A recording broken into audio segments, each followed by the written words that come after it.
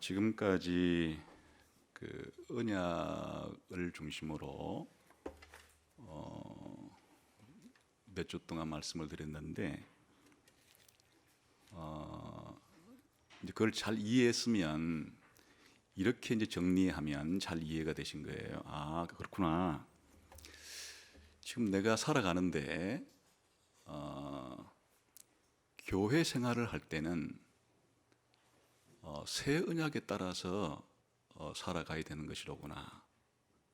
그런데 교회 이외의 단체인 가정생활이나 또 학교나 직장생활이나 국민으로서의 생활을 하는 데는 노아 언약을 따라서 생활을 해야 되는 것이구나 하는 생각이 지금까지 몇 차례에 걸친 언약 설교의 요약이에요. 그게 이해가 됐으면 그동안 한 설교를 잘 이해했다는 뜻이고, 그동안에 부분적으로는 이해가 되었지만은 아직 정리가 안 됐으면 지금 이 말로 정리를 하시면 되는 거예요. 거꾸로 말하면 하나님이 세상을 통치하시는데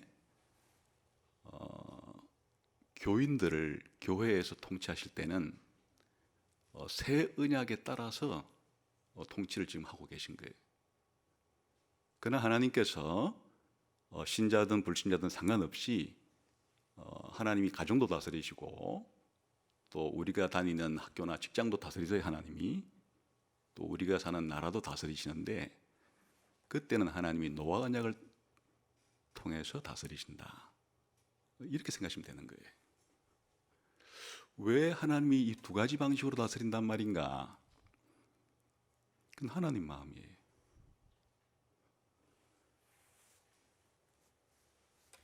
그래야 되는 이유는 우리의 대상들이 다르기 때문이에요. 하나님께서 세상을 창조하셨는데 우리가 무생물이라고 부르는 그런 물질도 하나님이 만드셨어요. 우리가 생명체라고 부르는 그러한 존재도 하나님이 만들었어요. 또 우리 사람이라고 부르는 하나님 형상으로 지음받은 인간도 하나님이 만들었어요. 근데 하나님께서 다스리시는 것은 똑같아요. 그런데 그 대상에 따라서 하나님이 다스리시는 방식은 다르다 그 말이에요. 물질을 하나님이 통치하실 때는 우리가 흔히 말하는 자연 법칙, 물질의 법칙에 따라서 하나님이 통치하시는 거예요.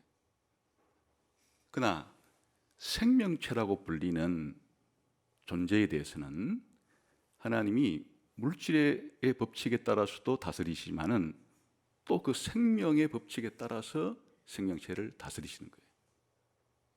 그러나 우리 사람은 단순히 물리 법칙과 단순한 생명의 법칙으로만 다스리지를 않고 우리 인간이 하나님의 형상이기 때문에 도덕이라고 하는 법칙을 통해서도 다스리시는 거예요.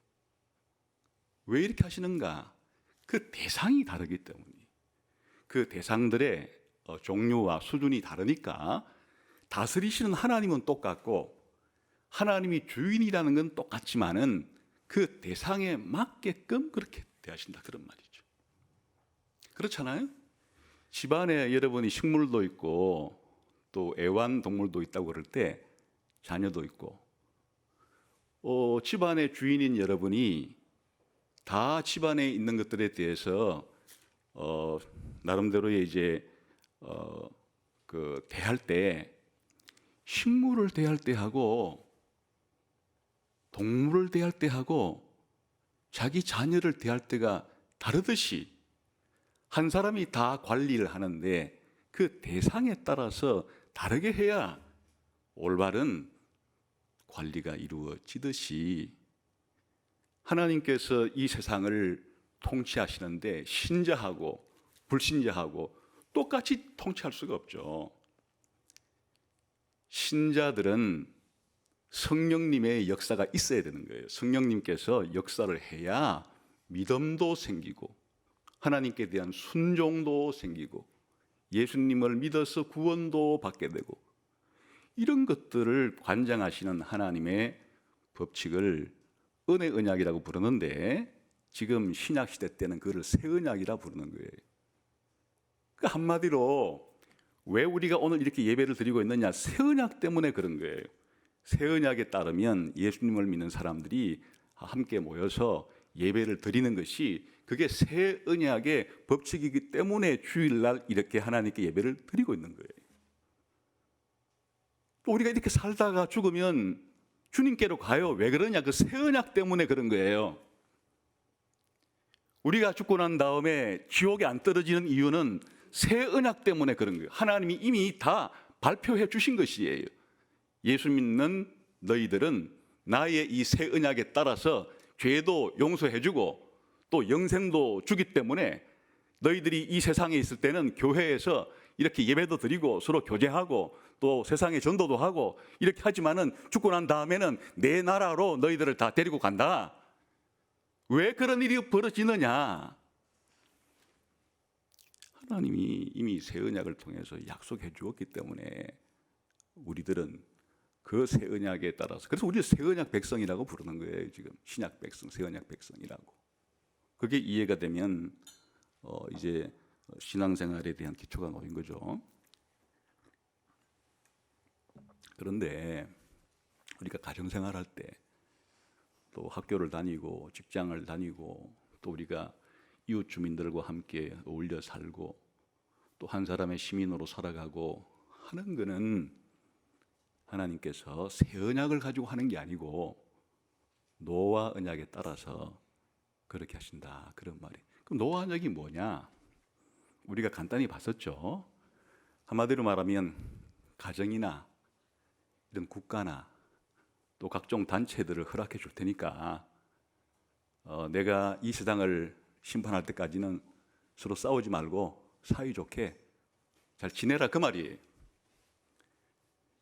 내가 너희들의 목숨을 거두어 가기 전까지는 너희들이 가정에서도 살고 국가에서도 살고 이렇게 살아가게 될 텐데 서로 물고 뜯고 하지 말고 서로 사이좋게 내가 너희를 데리고 가기 전까지는 서로 친하게 지내라, 그 말이에요. 한마디로 말하면 거기에는 신자와 불신자가 따로 없는 거예요. 그러니까 이런 말이 아니에요. 하나님이 불신자들에게는 노아 언약을 통해 다스리시고 신자에게는 새 언약을 통해서 다스린다는 말이 아니고, 신자든 불신자든 가정생활을 하고 학교와 직장생활을 하고 시민생활을 할 때는 그냥 모든 사람들에게 하나님이 아까 말한 것처럼 너희가 이 땅에 있는 동안에는 숨도 쉬고 먹고 마시고 살아야 되기 때문에 서로 살아야 되는데 서로 물고 뜯으면 어떻게 되겠어요? 그러니까 서로 살아야 되니까 서로 친하게 될 수 있는 대로 서로 싸우지 말고, 될 수 있는 대로 다른 사람 죽이려고 하지 말고, 될 수 있는 대로 다른 사람 재산 뺏으려고 하지 말고 서로 사이좋게 평화롭게 잘 지내다가 와라. 그게 노아 언약이에요.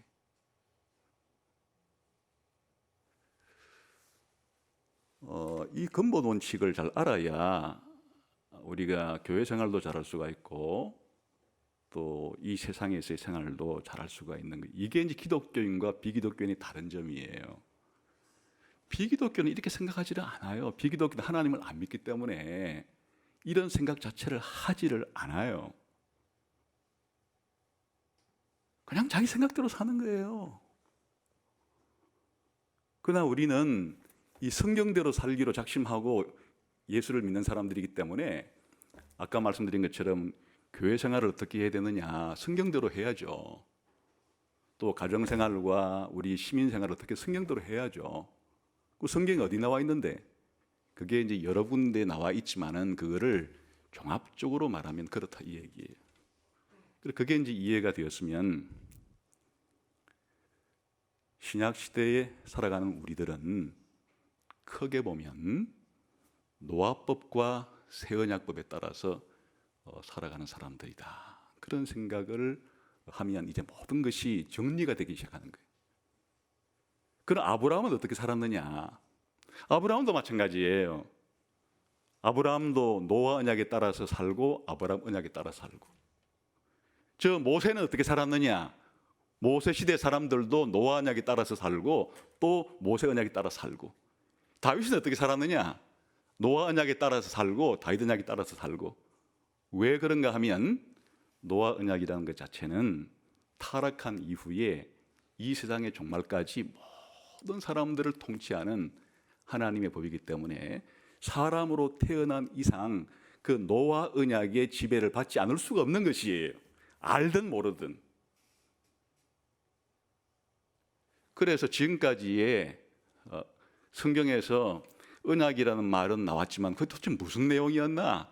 또 가끔씩 뭐 책을 읽거나 설교를 들을 때 무슨 아브라함 언약, 새 언약 그런 말을 듣기는 했지만 그게 무슨 말이냐? 이렇게 이해하면 되는 거예요. 우리 이제 신자들은 예수님 오시고 난 다음에 우리 신자들은 교회 생활할 때는 새 언약에 따라 살아가는 것이로구나. 그러나 세상을 살아갈 때는 노아 언약에 따라 살아가는 것이로구나. 이렇게 정리를 하시면 되는 거예요.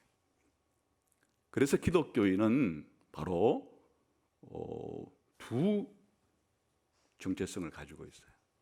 혹은 두 나라의 시민권을 가지고 있다. 이렇게 표현하는 거예요. 그게 어디에 가장 잘 드러나 있는가 하니까 바로 오늘 읽은 이 베드로전서 2장 17절에 거류민과 나그네라고 하는 기독교인의 정체성 속에 이 모든 말이 지금 집약이 되어 있는 거예요. 한번 읽어볼까요? 우리 한번 다 같이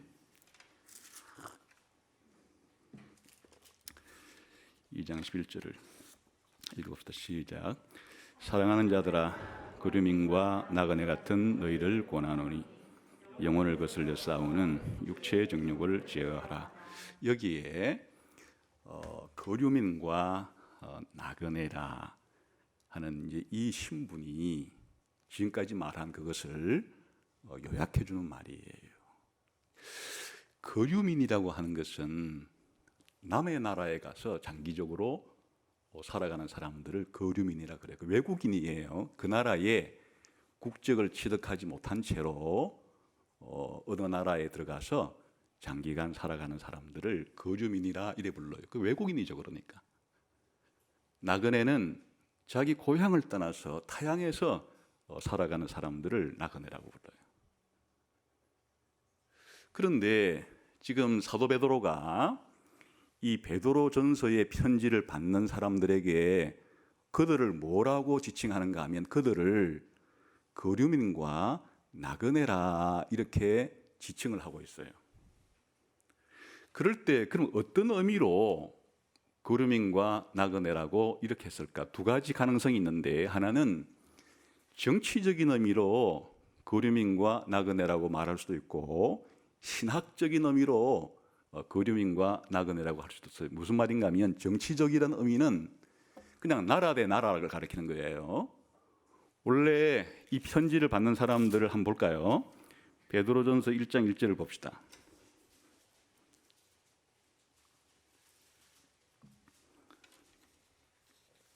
(1장 1절) 읽고 시작. 예수 그리스도의 사도 베드로는 본도, 갈라디아, 갑바도기아, 아시아와 비두니아에 흩어진 나그네. 여기 보면 지금 이 편지를 받는 사람들이 어디에 살고 있는지가 나오죠. 여기에 본도, 갈라디아, 갑바도기아, 아시아, 비두기아에 지금 살고 있는 사람들에게 편지를 보낸 거예요. 근데 여기는 어딘가 하니까 오늘날로 말하면 터키인데 이 당시로서는 로마 제국의 한 주예요. 근데 이제 정치적으로 나그네 혹은 거류민이라고 말한다면 이런 뜻이에요. 원래는 다른 지방에서 태어났어요. 원래는 다른 지방에 태어났는데 지금 이사를 여기서 기록된 이곳으로 와 있으면 그러면 이제 정치적인 의미로 거류민과 나그네가 되는 거죠. 원래 태어났던 땅이 아닌 곳에 와서 지금 살고 있으니까. 이게 그런 의미일까? 기독교인들을 지금 부를 때 여러분들은 거류민과 나그네 같은 사람들입니다라고 말했을 때 지금 그런 의미인가? 이 편지를 받는 사람들이 원래는 다른 지방에서 태어나 자랐는데 지금 이 지역으로 이사를 와 있기 때문에 그러나 아직은 로마 시민권을 얻지 못한 상태이기 때문에 그래서 거류민과 나그네라고 한 말인가? 아니면 이제 여러분들은 예수님을 믿고 하나님 나라의 시민이 되었기 때문에 이제 여러분들이 이 본도 이렇게 부르는 로마 제국에 있어도 사실은 그게 여러분이 바로 외국인과 나그네 같은 사람들이 이런 의미로 해석해요. 이건 이제 신학적인 의미란 말이에요. 어떨 것 같아요? 원래 다른 나라에서 태어나가지고 자랐다가 이사를 왔기 때문에 지금 거류민과 나그네라고 하고 있는 건지, 아니면 예수님 믿고 하나님 나라의 백성이 되었기 때문에 이제는 이 세상에서 거류민과 나그네라고 말하는 건지, 둘 중에 하나예요. 어느 걸 것 같아요?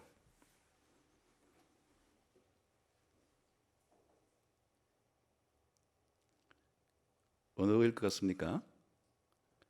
그럼 한번 본문을 보죠. 자, 어떤 의미로 이제 하고 말하는지. 이 사람들이 그 두 가지 가능성이 있을 수도 있어요. 실제로 이제 원래 태어난 지역에서 이사를 지고 와가지고 산 정치적인 의미에서의 외국인과 나그네일 수도 있는데, 핵심은 그게 아니에요. 그걸 말하고자 하는 게 아니에요. 핵심은 하나님 나라의 시민이 되었기 때문에 이제는 거류민과 나그네라고 부른다. 어떻게 알 수가 있느냐? 이제 본문의 문맥을 보면 알 수 있는 거예요.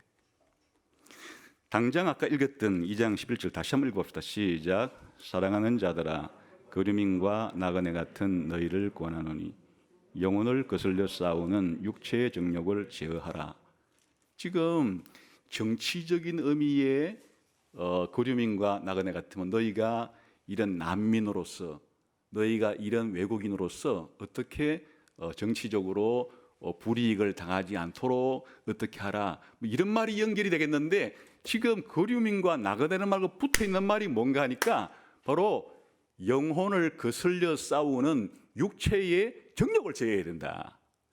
이거는 한 나라에서 다른 나라로 이사했기 때문에 한 고향에서 다른 타향으로 이사한 것과 아무런 관계가 없는 것이에요. 여기에서 영혼을 거슬러 싸운다는 말은 이 사람들이 원래 예수님 믿기 이전에 세상을 살아갈 때 상태를 가리키는 것이에요. 이제는 예수님 믿기 이전에 여러분들이 살았던 그런 삶의 방식으로 살지 말고 하는 것과 연결된 것이기 때문에, 이게 한 정치적인 나라에서 다른 정치적인 나라로 이사했다는 말이 아니고, 이제 원래는 여러분이 이 세상에서 여러분이 태어난 고향과 태어난 나라의 이 법에 따라서, 풍습에 따라서, 관습에 따라서 그렇게 살았는데, 그게 육체의 정욕이라고 하는, 쉽게 말해 성경적으로 말하면 죄악된 본성에 따라 살았는데, 이제 그래 살아서는 안 되니까, 왜 여러분이 하나님 나라의 백성이 되었으니까 이제는 육체의 악한 본성을 제어하면서 살아야 된다. 이 분위기는 하나님 나라의 백성이 되었다는 의미로서는 말이에요. 더 확실한 것은 앞에 문맥이에요. 그 앞에 9절 10절을 봅시다.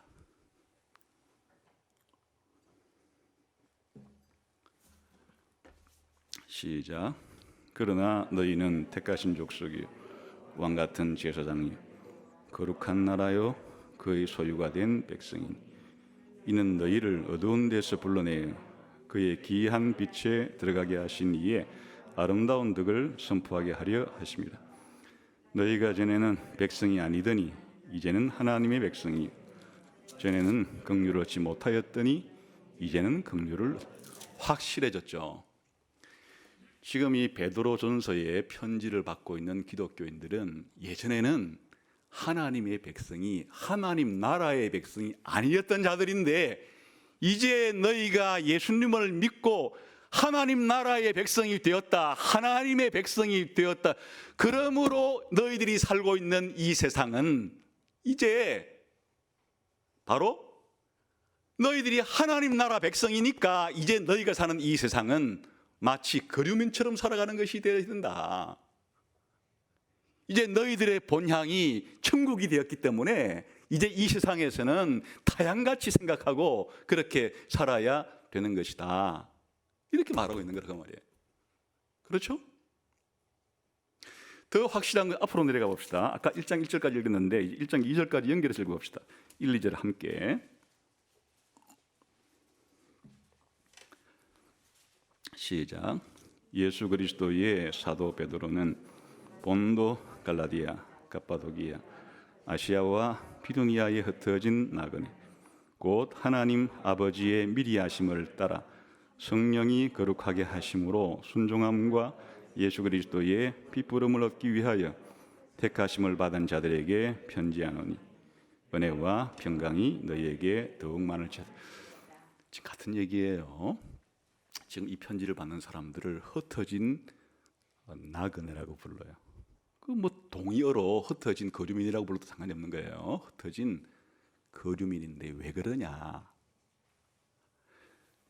너희들이 이전에 살던 나라에서 옮겨오지 않았냐 이 말이 아니고, 흩어진 나그네 이 꼴 누군가 하면 성부 하나님의 창세 전부터의 선택을 받고 예수 그리스도의 핏부림을 입고 성령의 인침을 받아 하나님의 자녀가 된 백성이 된 여러분들이라. 그래서 여러분들은 여러 지역에 흩어져 있는, 그 당시로 말하면 로마 제국 여기저기에 흩어져 있지만은 여러분이 성부와 성자와 성령의 은혜로 하나님 나라의 백성이 되었으니 이제 여러분이 살고 있는 나라에서는 거주민과 나그네 같은 그런 사람이 되었습니다. 이제 여러분들이 이 세상을 살아갈 때 어떤 자세로 살아가야 되느냐? 본적은 하나님의 백성인데 지금 로마 제국의 거류민처럼 살아가고 있습니다. 내 본향은 하나님의 나라인데 지금 이 본도에서 나는 나그네같이 살아가고 있습니다. 이렇게 이중적인 정체성이 있다 이 말이에요. 이게 대원리예요. 가정생활을 하건 공부하는 학생으로서 공부를 하건 지금 직장생활을 하든 대한민국 국민이건 대원칙은 이런 자세를 가지고 살아야 되는 게 이게 대원칙이에요. 내가 세상에서 어떻게 살아야 되는가? 여기에 대한 성경의 대답이 바로 이거예요. 거류민과 나그네처럼 살아야 합니다. 이거를 좀 더 쉬운 말로 제가 예를 들어드리면, 현재 우리나라에 들어와 있는 외국인 수가 올해로 250만 명이 넘었다 그래요. 물론 장기 체류자도 있고 단기 체류자를 합해서 하는 말인데, 근데 약 750만 이상은 지금 해외에 나가 있어요. 또 제외의 한국인이라고 불리는 사람들이. 그럴 때 미국에 살고 있으면 재미교포라 그러죠. 또 중국에 살고 있으면 제중 교포라고 할 수도 있겠죠. 그걸 다른 말로는 거류민단이라 그러는 거예요. 재미 한인 거류민단, 제중 한인 거류민단. 그 나라의 국적을 완전히 취득하지 않았을 때를 가리키는 거예요. 그랬을 때는 그렇게 살아가는 거예요.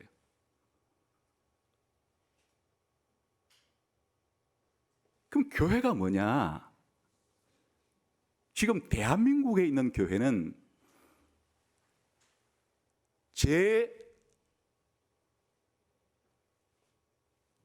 한 천국 거류민단이.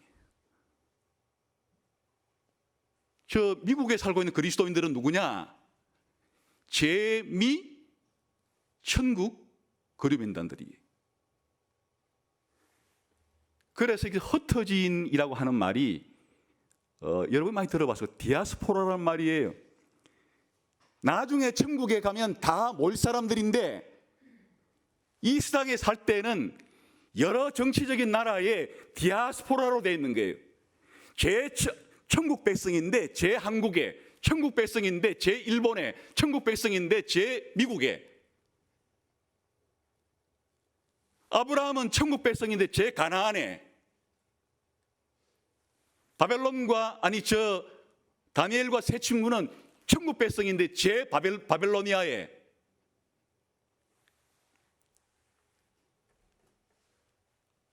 우리가 예수님이 재림한 이후에 새하늘과 새 땅이 이루어지고 천국이 되었을 때 아담 이후부터 구원받은 모든 천국 백성들이 이제 한자리에 다 모일 때가 있는데 그들이 수천 년 동안 세상에 살 때에는 디아스포라, 천국 백성으로서 디아스포라, 흩어진 거류민으로 살았는데, 어떤 사람은 저 몽골 거주민으로 살다 왔고, 어떤 사람은 저 터키 거주민으로 살다 오고, 어떤 사람은 이디오피아 거주민으로 살다 오고, 하여튼 그렇게 우리 기독교인들의 본적지와 고향은 영원한 하나님의 나라와 하나님의 백성인데, 이 세상에 살 때 우리가 살아가는 나라에서는 천국 거류민단으로서, 나그네 단체로서 그렇게 세상을 살아가는 것입니다. 이렇게 말한 거예요. 이게 확실해야 해요. 참 신앙이 있다고 하는 것은 그러니까 시대를 초월하는 것이고 또 나라를 초월하는 일이에요. 제 천국에서 다 만났을 때 우리가 세상에서 흩어진 당신의 나라는 어느 나라에 살다 왔습니까? 이럴 때 극에서 극단까지의 정치적인 그런 나라에 살다 왔을 거예요. 무슨 말인가 하면 지금까지 기독교가 전파된 이해로 생겼던 모든 국가를 다 경험했기 때문에 저 천국에서 모였을 때 그 기독교인들은 세상에서 어떤 사람은 로마 제국 치하의 네로의 박해 시대와 같은 그런 시대에 살다 온 사람도 있을 수가 있고, 또 20세기는 특히 끔찍한 시대였는데 그런 스탈린 치하에서 혹은 나치 치하에서 혹은 모태똥 치하에서 아주 전체주의 포악한 정권 밑에서 목숨을 잃고 온 사람도 있고, 아니면 이 땅에서 저 스위스와 같이 또 아주 자유로운, 또 아주 자유를 많이 제공해주는 그런 디아스포라로 살다가 온 사람도 있을 수가 있고, 하여튼 이 디아스포라 천국 시민들이 이 땅에 살아갈 때는 자기가 그걸 마음대로 선택하기는 쉽지 않죠. 물론 요즘같이 이민 가면 되긴 되지만은 그것도 쉬운 일은 아니죠. 그러니까 기독교인의 이 가장 중요한 정체성은 왜 거류민과 나그네라고 하는가 하는 이유예요. 이것은 일반 사람들이 인생은 나그네 이거하고는 전혀 다른 얘기예요.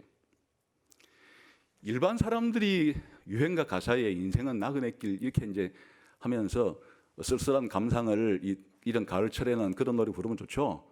인생은 나그네길 어디서 와서 어디로 가나, 이런 생각 좀 하면 살아야지. 나뭇잎도 떨어지고 하는데, 그런데 그렇게 생각할 때는 그냥 상식적인 차원에서 죽으니까, 내가 여기서 영원히 살 수 없다는 것은 동서고금에 이미 알려진 보편적인 상식이니까 내가 여기서 영원히 살 수 없기 때문에 그러면 잠시 있다 가는 건데, 그러니까 내가 나그네구나. 이것도 떠난다는 걸 아는 거는 좋은데, 이런 나그네 의식은 뭐가 없는가 하니까 그냥 모르는 거예요. 내가 죽어서 흙으로 들어가서 존재가 사라졌기 때문에 나그네일 수도 있고, 아니면 뭔지 모르겠지만 뭔가 죽고 난 다음에 뭔가는 있을 것 같다는 생각에서도 나그네라 할 수도 있고, 그냥 뭔가 모르니까 그냥 퉁쳐서 나그네라고 말하는데, 이 세상을 떠난 이후의 일에 대해서는 불확실하니까 그냥 얼마나 쓸쓸해요. 뭔가 죽고 난 다음에 가는 행적지가 분명하다면 죽는 것도 두렵지 않겠죠. 분명한데 죽고 난 다음에 어디로 가는지 아는데, 근데 죽고 난 다음에 어디 가는지를 모르니까 그냥 두렵고 떨리고 공포스럽고, 그런데 목숨은 얼마 안 남은 것 같고, 그러니까 이런 가을철에 쓸쓸함이 밀려오는 거죠. 나뭇잎도 떨어지듯이 내 인생도 떨어질 날이 얼마 남지 않았다. 그러니 인생은 나그네와 같다. 이렇게 하는데, 성경에서 지금 베드로가 여러분들은 거류민과 나그네라는 것은 그런 생각이 전혀 아니죠. 지금 여러분이 아버지 하나님의 선택과 예수님의 핏부림과 성령님의 역사로 하나님의 백성이 되었기 때문에, 여러분들은 영원한 하나님 나라의 국민이 되었기 때문에, 이제 여러분이 살다 오는 이 세상은 그거에 비춰보면, 여러분이 영원히 살 천국에 비춰보면 이 세상은 거류민이라고 해야지 뭐라고 하겠습니까? 이 세상은 나그네라고 말해야지 뭐라고. 너무 확실한 나라와 너무나 확실한 고향을 알기 때문에 그림인과 나그네라고 하는 것이고, 불신자들이 인생은 나그네 길이라고 말할 땐 뭐가 뭔지를 모르니까 그냥 쓸쓸해서 떠나가는 것밖에는 모르니까 그 인생은 나그네 길이라는 노래 속에는 쓸쓸함이 묻어 있는 거예요. 그러나 기독교인들이 인생은 그림인과 나그네라고 말할 때는 희망찬 미래에 대한 엄청난 기대감을 가지고 내가 이 세상에 있는 동안에 잘 살아야지, 잘 살아야지가 나오죠. 불신자들 앞에서 선한 행실을 보여서 불신자들로 하여금 존경을 받을 정도까지 그렇게 잘 살아라, 이게 그리민과 나그네의 삶의 방식이에요. 그러니까 그리민과 나그네를 왜 그리민과 나그네인지를 모르고 그냥 일반 불신자들이 말하듯이 인생은 뭐 나그네길, 인생은 뭐 외국인, 이런 식으로 이해하면은 어떤 생각을 가질 수가 있는가 하니까, 그래 이거 내 나라가 아니야, 내 나라가 아니니까 난 될 수 있으면 숨어 살래, 될 수 있으면 그냥 조용히 살다 갈래. 조용히 살라 그러면 숲속으로 들어가든지 서막으로 들어가든지 바닷속으로 들어갈 수는 없는 것이고, 주로 이제 광야로 가든지 숲속으로 가든지 그렇게 언둔 생활을 말하는 건가? 그렇지 않죠. 지금 거류민과 나그네로 살라 그럴 때 부정적으로 될 수 있으면 세상을 피해서 국가가 없는 무인도로 가서, 될 수 있으면 동굴 속에 들어가 가지고 그런 식으로 언둔 자로서 그렇게 살라, 그런 얘기가 아니죠. 지금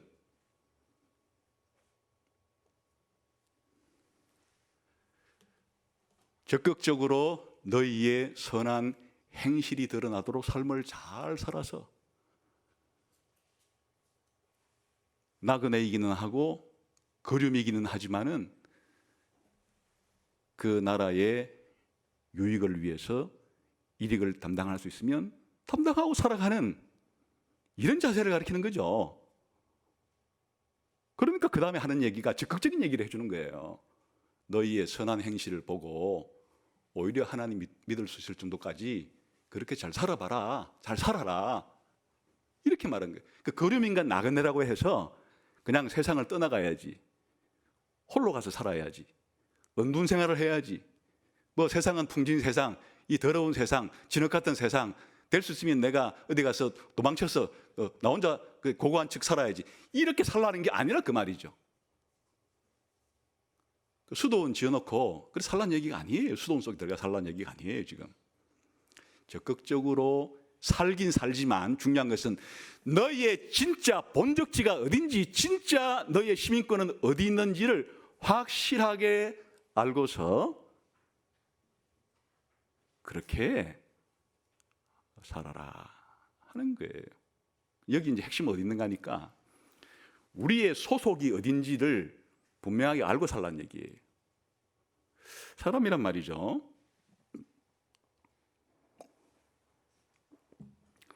혼자 개인으로 있다가 어느 집단에 들어가는 순간부터는 그 집단은 우리 편이 되고 집단이 아닌 쪽은 이제 다른 편이 돼요. 그래서 자기 편은 잘해주고 싶고 다른 편은 될 수 있으면 안 되기를 바라요. 지금 당장 우리 예수가족교회 지금 예배드린 분 청팀 100팀 갈라가지고 지금 그 운동해봐요. 갑자기 청팀 100팀, 청팀은 100팀, 이제 청팀 사람끼리 갑자기 막 챙겨줘요. 그리고는 저 100팀은 뭐 쓰러지고 넘어지기를 바라고 갑자기 편을 갈라놓게 되면은 사람이 확 바뀌게 되는 거예요. 그러니까 우리가 이 땅에 살아갈 때 편가르기가 안 될 수가 없어요. 뭐 어떤 사람들은 피부에 따라서, 어떤 사람은 지역에 따라 가르는데, 그런데 휩쓸리면 안 된다 그 말이에요. 우리 기독교인의 가장 중요한 정체성은 하나님 나라 백성이라는 게 가장 영원하고도 중요한 이 공동체식을 가지고 기본적으로 하나님의 백성으로서의 이 영속적인 그런 정체성이, 이게 우리의 진짜 소속감이고, 그런데 살아갈 때 자기가 사는 지역과 자기가 사는 나라와 또 자기가 가입한 단체에 따라서도 살긴 살아야 되는데, 그것은 바라볼 때 거류민과 나그네 정도의 시각을 가지고 그렇게 살아야 된다, 그런 말이에요. 이거를 잘 살아간다는 것은 쉬운 일은 아니죠. 그러니까 이렇게 말하는 거죠. 이게 뭐 예수님 믿고 자동적으로 되는 일 같으면 이런 말 자체를 할 필요가 없겠죠. 그런데 이제 모범적인 사례가 있는데, 아브라함이 그렇게 살았다는 거예요. 우리 구약시대 믿음의 선배들이 그렇게 살았다, 그렇게 이제 신약 성경은 해석을 해주는 거예요. 아브라함이 그렇게 살았다는 거예요. 가나안 땅에 살면서 가나안에 있는 사람들과 장사도 하고 계약도 맺고 땅도 사고 팔고 때로는 전쟁도 하고 이랬는데도 아브라함의 마음이 그 가나안 땅에 머물러 있지를 않고 영원한 천국 백성이기 때문에 영원한 천국에 가야 된다고 하는 그 생각을 가지고 가나안 땅에서 그렇게 이웃들과 더불어서 살았다. 다시 말하면 두 가지를 안 한 거예요. 하나는 아브라함이 가나안 땅에 몰래 자기들끼리만의 울타리를 쳐놓고 그냥 가나안 사람들과는 장사도 안 하고 아무것도 안 하고 모든 걸 자기가 그 안에서만 자급자족만 하면서 그래 살지 않았다는 얘기예요. 그러니까 그들과 함께 더불어서 같이 일상적인 생활을 다 했음에도 불구하고 자기의 정체성은 하나님이 지으신 영원한 성이 있다는 것을 알고 그렇게 살아갔다, 이렇게 말하는 거죠. 바벨론 포로로 끌려갔던 이스라엘 사람도 마찬가지. 하나님께서 바벨론 포로로 끌려갈 것도 말씀해 주시고 바벨론 포로에서부터 70년 뒤에 해방될 것도 말씀해 주었어요. 그래서 죄 때문에 바벨론 포로로 끌려간 이스라엘 백성들이 하나님의 말씀을 알았던 다니엘 같은 이는 심지어 다니엘이 말이죠, 다니엘 세 친구와 함께 바벨론이란 나라의 학교에서 아주 우수한 성적으로 졸업을 해요. 그죠?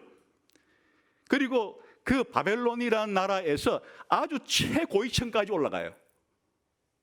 거의 뭐 1인 지하 만인 지상이라 할 정도의 지위까지 거의 올라가는데도 불구하고, 그러니까 늘 다니엘은 성경책을 펴놓고 하나님이 예레미야를 통해서 70년이면 이제 우리를 다시 고국으로 돌아간다고 말씀해 주셨기 때문에 그때가 언제인가를 생각하고, 지금 생활은 바벨론 사람들과 똑같이 하나님 백성으로서 어기지 않아야 될 그런 것만 몇 가지 더 지킨 채 나머지의 학교 생활과 나머지의 쉽게 말하면 직장 생활과 나머지의 바벨론의 정치 생활은 똑같이 바벨론 사람들과 더불어서 하고 있는 거예요. 있는데 늘 마음 한구석 속에는 언젠가 하나님이 우리를 다시금 고향으로 고국으로 돌아가게 해준다는 약속이 있기 때문에 언제가 그때가 될까라는 그런 마음으로 살아가는 자세.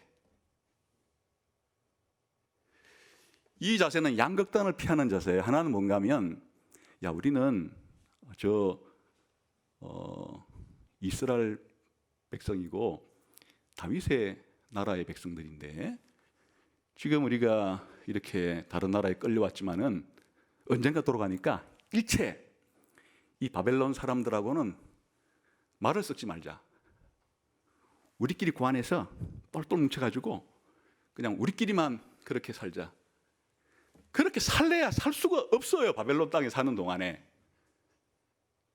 근데 정반대도 안 되는 거예요. 이 생각은 어때요?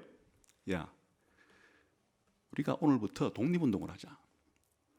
이 바벨론 제국을 무너뜨리고 우리의 다윗의 왕국을 새로 세우자. 비밀 결사대를 만들자. 그래서 이제 첫 번째 비밀 회원들이 다니엘과 세 친구들을 먼저 가입하고 너희들이 한 사람씩 끌고 와. 또 비밀로 끌고 오고 해서 다니엘, 너가 그래도 왕을 만날 수 있는 자리니까 모월 모시에 왕의 목을 따고 우리가 바벨론 왕국을 접수해서 아예 이 바벨론 제국을 완전히 우리가 접수해서 다윗의 왕국으로 만들어버리자. 그렇게 하려고 그러면 힘도 있어야 되는데 지금부터 무술을 좀 배우자. 그래서 한 10년 정도 무술을 익힌 다음에 실수가 있으면 안 되니까 단칼에 바벨론 왕을 처형하기 위해서는 이렇게 준비를 해놓고 이렇게 한 다음에 바벨론 제국을 접수한 다음에 지금부터는 이제 완전히 바벨론을 이스라엘화 시킨다. 바벨론을 완전히 이젠 다윗 왕국화 시킨다. 이렇게 하지를 않았어요. 하나님이 그렇게 하라고 한 것이 아니에요. 하나님은 그 땅에 있는 사람들에게 뭐라고 말했는가 하면 예레미야를 통해서 너희가 거기서 결혼도 하고 자식도 낳고 집도 사고 논밭도 사고 또 바벨론을 위해서 기도도 해라. 바벨론이 잘 되도록. 그러나 너희들을 언젠가 거기서 불러내서 고국으로 데려가겠다고 했지. 다니엘아, 내가 누구냐? 천지를 창조한 난데 너희들 저 옛날 기도원 얘기 들어봤지? 수가 문제가 아니야. 300명만 아니 300명까지도 필요 없어. 단 3명만 끌어모아. 그럼 내가 그냥 이 바벨론 제국을 그냥 지진으로 그냥 그 태풍으로 다 망하게 하고 너희를 이 바벨론을 완전히 다윗 왕국으로 그렇게 만들도록 해주. 이렇게 하지 않는다. 그 하나님의 계획 속에 지금 바벨론 제국에 살아가는 이스라엘 백성들은 그렇게 하도록 허용받지를 않았어요. 이 세상을 그렇게 만들 때가 오는데 그건 주님 오실 때예요. 다니엘에게 보여준 환상에 의하면 인자가 올 때예요. 느부갓네살에게 꾼 꿈에 의하면 큰 돌이 신상을 무너뜨릴 때예요. 그때에 하나님이 이 세상에 있는 모든 정치적인 나라를 완전한 하나님의 나라로 만들지, 예수님이 올 때까지는 노아 언약에 따라서 지상의 나라를 하나님께서 유지시키는 게 하나님의 목적인데 왜 하나님 백성 보고 이 세상의 왕국을 뒤집어 엎으라 그러겠어요? 노아 언약 자체의 약속이 나라를 뒤집어 엎으라가 아니라 예수님이 재림할 때까지, 세상이 망할 때까지 이 나라가 잘 유지되고 보존되는 데 참여하라지. 너희가 내 백성이니까 이 나라를 내 나라로 지금부터 뒤집어 엎어 만들어라. 그게 아니란 말이에요. 이 양극단이 문제가 되는 거예요. 하나님 백성들이 세상을 살아갈 때, 세상의 나라를 대할 때 이 세상 나라는 사탄의 나라 비슷하기 때문에 내가 여기 참여했다가는 내 신앙생활을 제대로 할 수가 없어. 될 수 있으면 숨어서 우리끼리만 이렇게 은둔하려는 것도 문제고, 자, 하나님이 이 나라를 하나님 나라 만드는 건 너무 시간이 많이 걸리니까 우리가 빨리 정권을 탈취해서 이 나라를 하나님의 나라로, 다윗의 나라로 빨리 바꿔 버리자 하는 그런 생각하는 것도 문제. 그런 사람들이 있어요. 예수님 당시 열심당이라고. 예수님은 그런, 내 나라는 그런 나라가 아니라 그랬어요. 그런데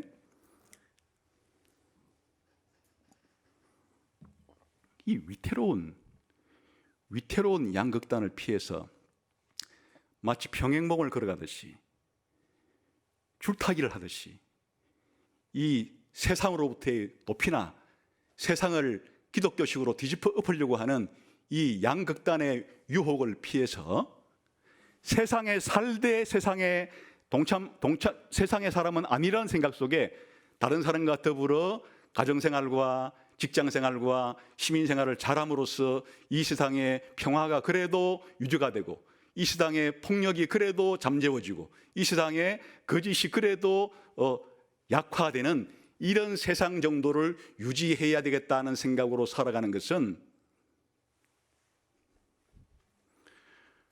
확고한 이 진리에 대한 의식이 없이는 힘든 일이에요. 그런데 옛날에는 말이에요, 저런 박해가 아주 심했던 시절에는 기독교가 어느 쪽으로 하기가 쉬운가 하니까 자꾸 언둔형 기독교로 그렇게 숨으려고 하기가 쉬워요. 잘못했다면 죽으니까. 그러나 이제 적당하게 이 세상을 뒤집어 볼 수 있겠다고 생각해서 힘을 얻게 되면은 나라를 기독교가 접수하려고 하는 경향이 커요. 그게 이제 충세와 같은 일이 벌어진 거예요. 기독교인 수가 많아지게 되면 기독교를 국교로 선포해버리고, 더 기독교가 힘을 얻으면 아예 황제 위에, 왕들 위에까지 교황이 올라서 가지고 왕들을 패고 무너뜨리는 것을 교회 지도자가 하려고까지 하는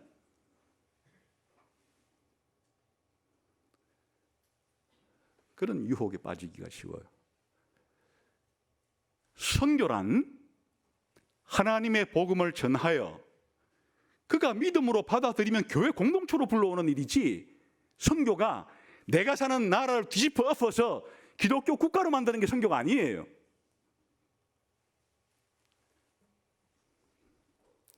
이 유혹을 참기가 힘든 사람들이 있는데 기독교인들의 수가 많아지면 많아질수록 그런 생각을 품는 사람들이 많이 있어요. 여러분 생각해 보세요.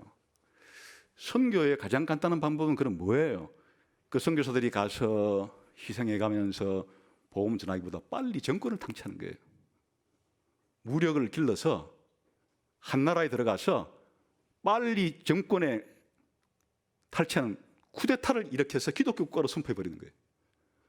오늘 이후로 이 나라는 기독교 국가가 되었기 때문에 기독교 이외의 모든 종교는 불법화시킵니다. 기독교 이외의 종교를 가진 사람들은 전부 다 불법이기 때문에 감옥에 넣을 겁니다. 이러면 되는 거예요? 기독교가 이 땅에서 해야 될 일이 온 세계를 복음화한다는 말이 그런 말이에요? 예수님이 그렇게 하라 그런 거예요? 그거 아니죠. 그러면 기독교 국가를 만들어서 강제적으로 기독교인이 되면 혜택을 주지만은 계속 기독교인이 되기를 거부하는 사람은 학교 가는 것도 직장 가는 것도 모든 면에서 불이익을 줄 겁니다.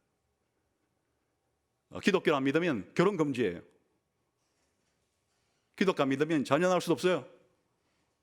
이런 식으로 기독교가 한 나라를 완전히 통째로 기독교 국가를 만드는 것이 그게 하나님 뜻인가? 뜻이 아니에요. 국가는 하나님이 예수님 오실 때까지 노아 언약에 따라서 다스리신 곳이지, 그 국가를 하나님이 완전히 교회처럼 만들기를 하나님이 그렇게 원치를 않으세요.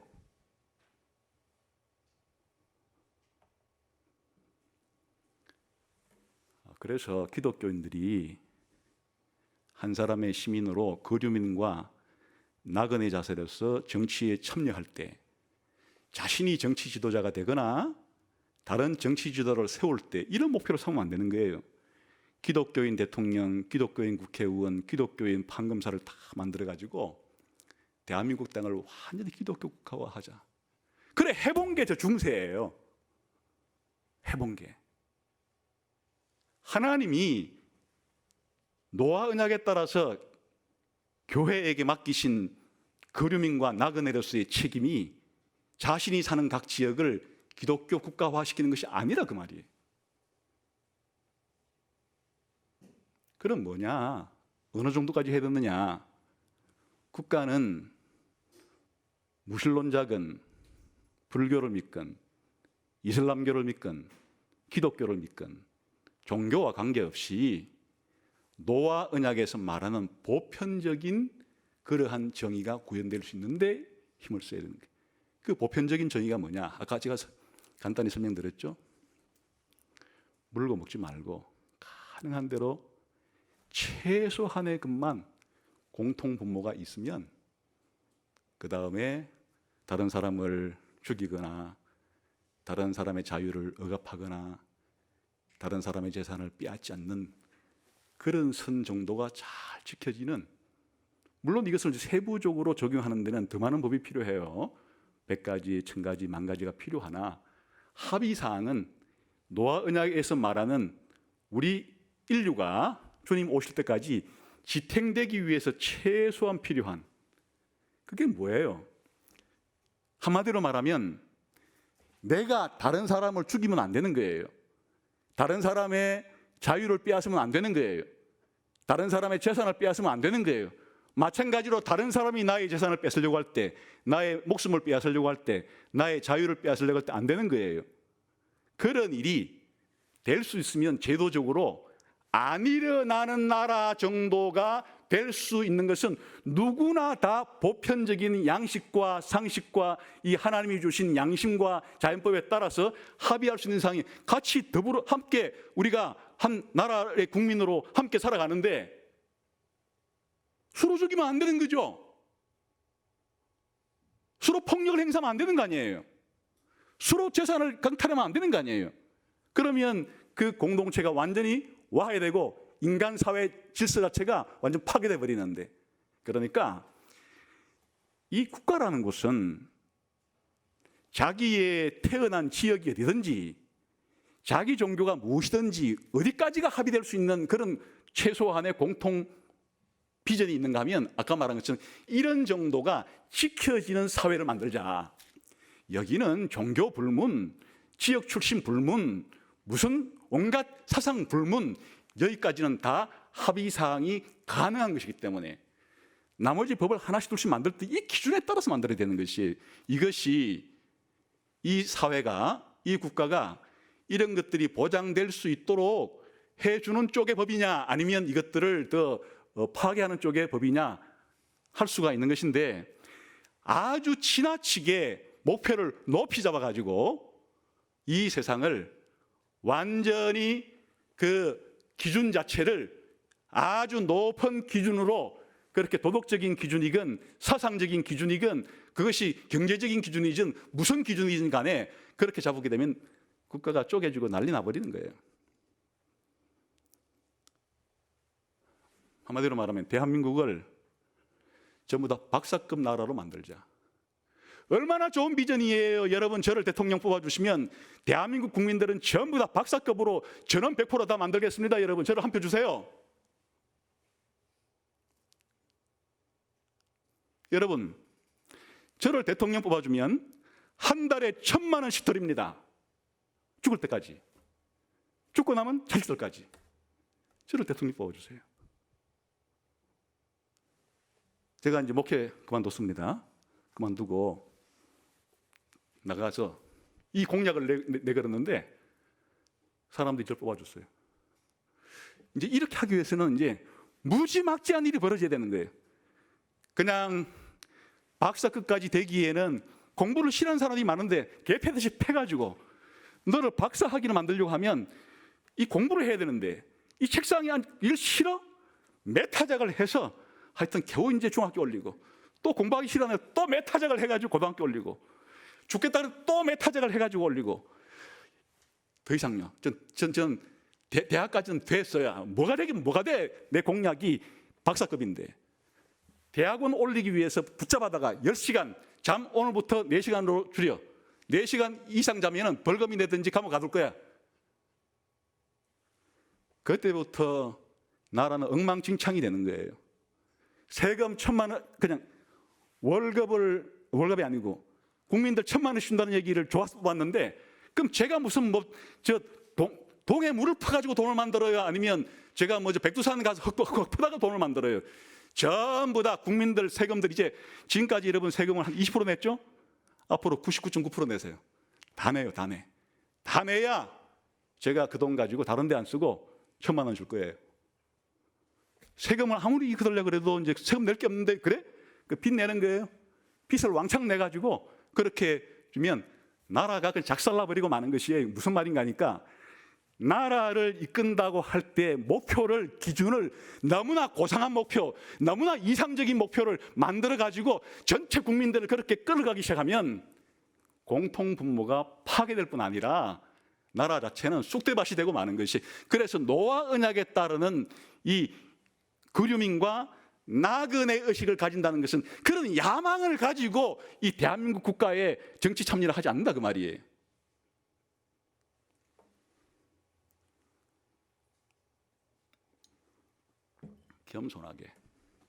겸손하게 사람의 생명이 존중되는 곳, 사람의 재산이 존중되는 곳, 사람의 자유가 존중되는 그것을 최대한 어떻게 하면 합의를 봐가지고 그런 것들은 기본적으로 이루어질 수 있게 할까. 그런 일에 모범을 보이고 그런 일이 하는 것 정도는 거류민과 나그네의 삶의 태도지만은 완전히 국가로부터 철수한다든가 국가를 특정한 기준을 만들어가지고 그렇게 만들려고 한다든가 그건 안 되는데 그걸 아무리 고생한 기독교 국가로 만들겠다는 그런 이상을 품어도 안 된다 그 말이에요.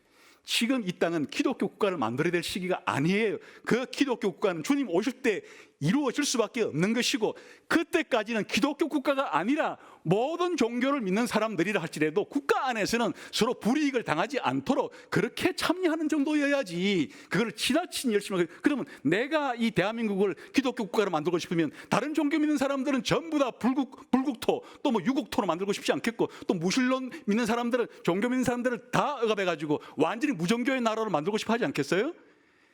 하여튼 특정한 종교와 특정한 이념을 가지고 한 나라 사람들을 평정시키려고 하면 그것은 나라가 작살나버리고 마는 것이에요.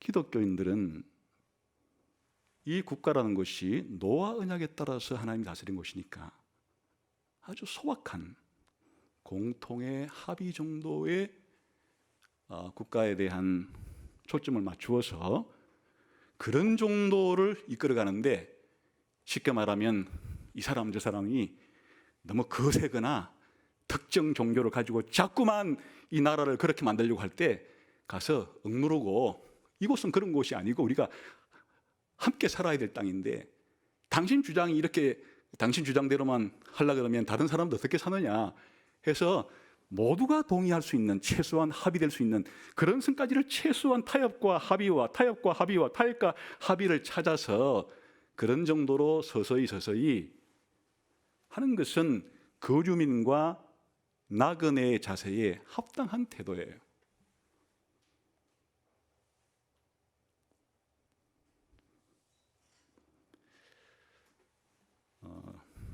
이게 이제 혼돈이 일어나면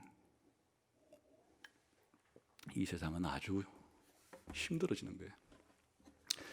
특히 이렇게 종교 가운데 온 세상을 자기가 믿는 종교 국가로 만들고 싶어 하는 그런 사람들이 역사에 가끔 등장을 해요. 특히 지금 우리 시대에 극단적 이슬람이라고 부르는 사람들은 모든 이슬람이 그런 건 아니에요. 그러나 극단적 이슬람주의자들은 이 나라를 완전히 이슬람 국가로 만들고 싶어요. 이슬람 국가가 안 되면 만족을 못 하는 거예요. 완전히 이슬람 국가가 될 때까지 그래 나온 게 있죠. IS라는 거예요. 근데 기독교가 이슬람교 대신 기독교를 거기다 꼽아가지고 그런 식으로 하려고 해서도 안 되는 거다. 왜냐? 노아 언약에 따라서 다스려지는 곳이 국가지 새 언약에 따라서 국가까지 다 그렇게 관장을 하려고 그러면 그래야 되는데 그러면 이제 어떤 일이 벌어지는 거예요? 기독교의 목표는 아무튼 이 국가의 완전 기독교화예요. 자, 그러면 목적을 달성했어요. 완전히 기독교 이외의 모든 종교는 불법으로 기독교 안 믿는 것도 불법이고 다른 종교 믿는 것도 불법으로 다 해놨는데 그럼 기독교 안에 파가 너무 많나요? 어느 파를 할 거예요? 이제 그 다음부터 2차전에 돌입하는데 장로교 국가를 만들 거냐 성결교 국가를 만들 거냐 오순절 국가를 만들 거냐 이제는 기독교인끼리 나와서는 패싸움을 벌이게 되는 거예요.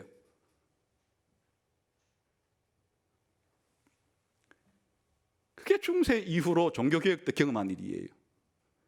캐톨릭을 믿는 사람들이 루트파 사람들을 죽이고 루트파 속에 있는 사람들 중에 제세파 사람들 죽이고 서로 간에 다 기독교인이라고 부르는 사람들이 그 국가를 루트파 국가로 개혁파 국가로 캐톨릭 국가로 만들고자 하는 순간에 넓은 의미로 기독교 국가가 다 됐지만은 이제 어느 종파가 이 국가를 차지해내냐 따라 가지고 피비린내 나는 30년 동안에 어마어마한 기독교인들 사이에 사륙 전쟁이 벌어진 거예요. 그게 무슨 말이냐? 국가는 교회는 완전히 새 언약에 따라서 천국화가 진행될수록 좋은 공동체지만은 국가라는 공동체는 그런 곳이 아니라 그 말이. 그게 바로 노아 언약에 대한 노아 언약이 아니대로 마찬가지. 노아 언약 아니대로 성경의 이와 같은 정신에 따르면 그렇다 그 말이죠. 그런데 이런 것들을 우리가 이미지화하기가 좋은 게 거류민과 나그네라고 하는 이미지 메이킹이에요.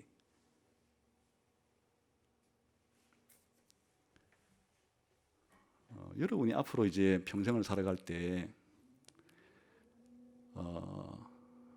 교회 생활을 하더라도 천국 백성으로서 교회 생활을 하는 거고, 이제 교회 밖에 나가서 생활할 때는 거류민과 나그네처럼 살아가는 것인데, 어느 정도로 우리가 정치에 참여해야 되고 또 이 나라를 바꾸는데 우리가 노력을 할 수 있는 범위인지를 기준을 바로 세워야 되는 거예요. 그런데 오늘날 기독교 안에 이 세 개의 견해가 다 있어요. 될 수 있으면 국가하고는 관계를 끊으며 살자는 쪽도 있고, 될 수 있으면 이 사회를, 이 국가를 기독교화 시키자는 그런 기독교인들도 있고, 제가 말하는 것처럼 지금 이 국가는 그런 곳이 아니고 우리가 함께 평화롭게 공존해야 될 그러한 이게 공간이지, 이 기독교화 시키는 그런 공간이 아니다고 생각하고서 정치에 참여하든지, 그 세 가지 중에 하나를, 사실 이외에도 많은데 크게 범주화시키면 이 세 가지 중에 하나인데, 저는 앞에 두 개는 극단이라 생각하는 편이에요.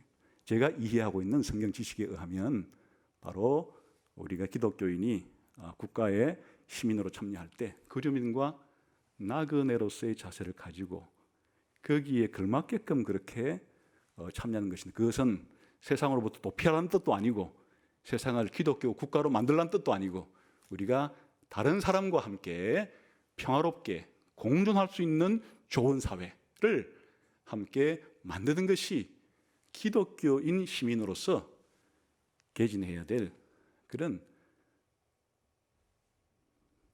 정치적인 태도다, 그렇게 생각을 하는 거예요. 앞으로 이제 왜 그래야 되는지는 다음 시간부터 국가의 본질과 특징들을 살펴가면서 좀 더 보도록 하겠습니다. 기도하겠습니다. 하나님 아버지, 참 혼란스러운 시대에 우리가 살아가고 있습니다. 하나님 말씀이 우리 발에 등불이 되고 우리가 가는 길에 빛이 되어서 우리가 좌로나 우로나 치우치지 않고 하나님 말씀이 비추어 주는 그 길을 따라서 영생의 길을 걸어갈 수 있도록 저희 모두에게 복을 주시기를 원합니다. 예수님 이름으로 기도하옵나이다.